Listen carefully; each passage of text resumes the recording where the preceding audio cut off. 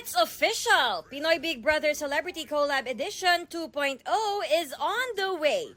Nitong weekend, niyanig ni Kuya ang social media sa ilang mala throwback posts para sa ikalawang PBB collab ng GMA at ABS-CBN.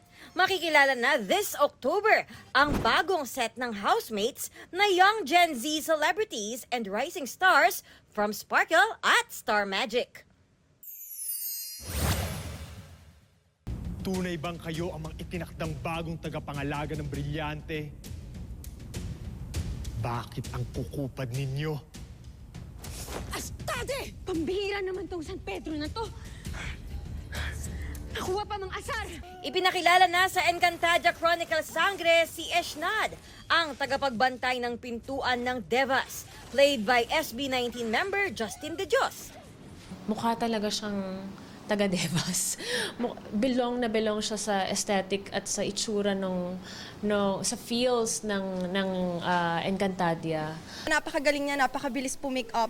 Dahil din siguro dancer siya, kaya ang bilis niya po make up ng mga choreography ng fights. Hindi ko po na-feel na left out ako or parang bago ako. Kahit short lang po yung time namin together to work, parang mahabang time na yung napagsamahan. Jeneline Mercado at Dennis Trillo proud sa achievements ni Calix. Incoming college freshman na ang panganay ni Dennis. Champion siya sa fencing at may modeling gig din. Pero paalala ng proud parents, showbiz can wait. Thankful din ang Jenden sa patuloy na pagsubaybay sa Sanggang Dikit for real.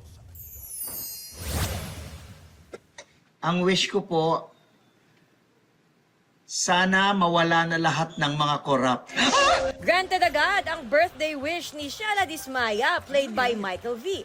Mabilis kasing naglaho ang mga umano'y korap na nasa Bubble Gang Court, including both Shala and Corny Dismaya. Hirit ng netizens, sana all! Athena Imperial nagbabalita para sa GMA Integrated News. Happy birthday. Thank you po, Your Honor. Ikalawa, ano pang wish mo?